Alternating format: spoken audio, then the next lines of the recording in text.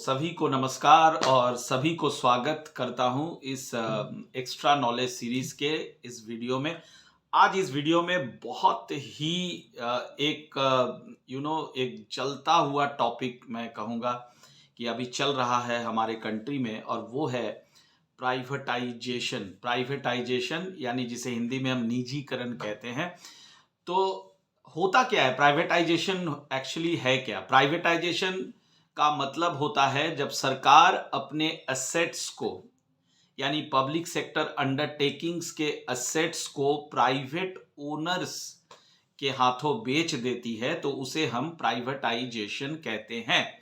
अभी आपने सुना होगा हाल फिलहाल में कई बैंक्स की भी प्राइवेटाइजेशन की बात चल रही है, तो काफी स्ट्राइक्स, लॉकआउट्स, ये सब हमारे कंट्री में चल रहा है। तो इसलिए मैंने सोचा कि प्राइवेटाइजेशन के बारे में आपको थोड़ा सा नॉलेज दे दूं। तो प्राइवेटाइजेशन का मीनिंग मैंने बताया आपको। पीएसयू अपने जब एसेट्स को पब्लिक प्राइवेट ओनर्स के हाथों बेच देती है, इसे हम प्राइवेटाइजेशन कहते हैं। कुछ बहुत ही इंटरेस्टिंग फैक्ट्स मैं आज के वीडियो में आपके साथ शेयर करूंगा। सबसे जो ताजा ताजा प्राइवेटाइजेशन अभी है, जो रिसेंटली हुआ है, वो टाटा ग्रुप्स ने एयर इंडिया को खरीद लिया है। एयर इंडिया एक पब्लिक सेक्टर अंडरटेकिंग था, हमें पता है, तो उसे टाटा ग्रुप्स ने खरीद लिया है। उसी से रिलेटेड आइए कुछ फैक्ट्स मैं आपके साथ शेयर करूं।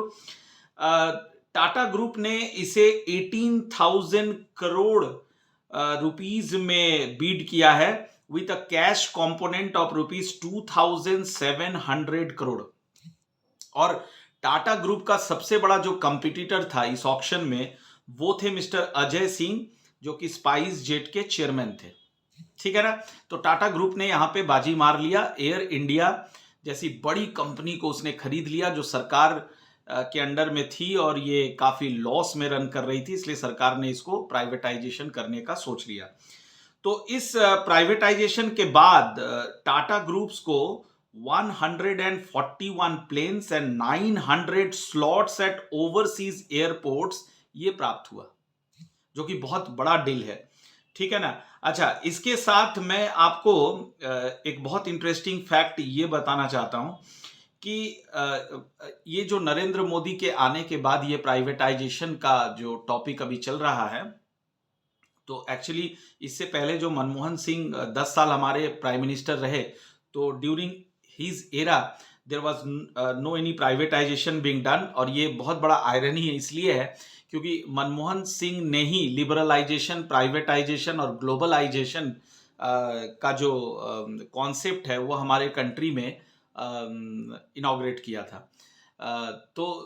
ये उनके 10 साल के एरा में एक भी प्राइवेटाइजेशन का केस नहीं था। हालांकि अटल बिहारी वाजपेयी के जमाने में, जो मनमोहन सिंह से पहले प्रधानमंत्री रह चुके थे, उनके जमाने में कुछ प्राइवेटाइजेशंस जरूर हुई थी, और उसी परंपरा को नरेंद्र मोदी साहब फॉलो कर रहे हैं। नाउ और स्पेसिफिकली मैं आपको बता दूं, the NDA government under Vajpayee manage to sell as many as 12 PSUs. Vajpayee साहब ने 12 पब्लिक सेक्टर अंडरटेकिंग्स को बेच दिया था। ठीक है ना?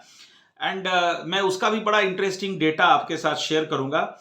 और अभी जो है मैं आपको एक डेटा और बताता हूं कि उस समय जो मैं अटल बिहारी वाजपेयी जी के बारे में बात कर रहा था, जो पब्लिक सेक्टर अंडरटेकिंग्स जिनका प्राइवेटाइजेशन हुआ था, मैं उनका नाम आपको जरा सा बता दूं।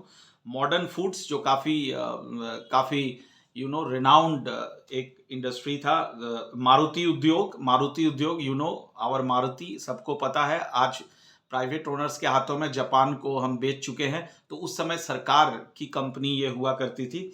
Bharat aluminium company, BALCO, CMC, Hindustan teleprinters, Hindustan zinc, Indian petrochemicals, Jessop and company, Lagan jute machinery, Pradeep phosphates, Videsh Sanchar Nigam limited, VSNL, इन सारे कंपनियों का प्राइवेटाइजेशन हुआ था। यही नहीं, मैं आपको एक और इंटरेस्टिंग फैक्ट बताता हूं। Among the big names, Hindustan zinc was sold to Anil Agarwal Vedanta. Hindustan zinc को अनिल अग्रवाल, जो वेदांता के प्रमोटर हैं, उनको बेच दिया गया था, CEO। Since its sale in 2002, Hindustan Zinc has increased its annual profits from just rupees 69 crore to rupees 8,000 crores। In financial year 2021। Just imagine, after privatisation, जब तक ये सरकार के हाथों में था हिंदुस्तान जिंक, तो उनका प्रॉफिट था 69 करोड़ हिंदुस्तान जिंक का। और अभी जब से प्राइवेटाइजेशन हुआ है, वेदांता ने इसे खरीदा है, अनिल अग्रवाल साहब की कंपनी है ये, 8000 करोड़ इनका प्रॉफिट है। तो आप सोच सकते हैं कि किस तरह से प्राइवेटाइजेशन से फायदा भी हो सकता है।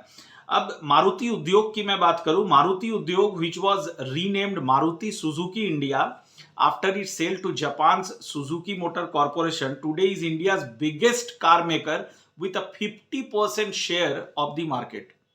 तो आफ्टर प्राइवेटाइजेशन ये ग्रूमिंग मारुति सुजुकी में हमने देखा है, ठीक है।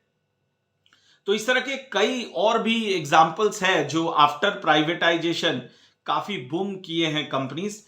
तो अब विचार तो आपको करना है कि प्राइवेटाइजेशन सही है या गलत है। इसके कई आंकड़े और भी है, अगर मैं सारा आंकड़ा दूं तो वीडियो थोड़ा लंबा हो जाता है, लेकिन मैंने आपको एक दो आंकड़ा दिया, इससे आप अंदाजा लगा सकते हैं कि प्राइवेटाइजेशन के फायदे क्या क्या है। हालांकि अभी नरेंद्र मोदी साहब का जो गवर्नमेंट है, एनडीए का गवर्नमेंट है, इनका प्लानिंग अभी और भी बहुत सारे पब्लिक सेक्टर अंडरटेकिंग्स को प्राइवेटाइज करने का है।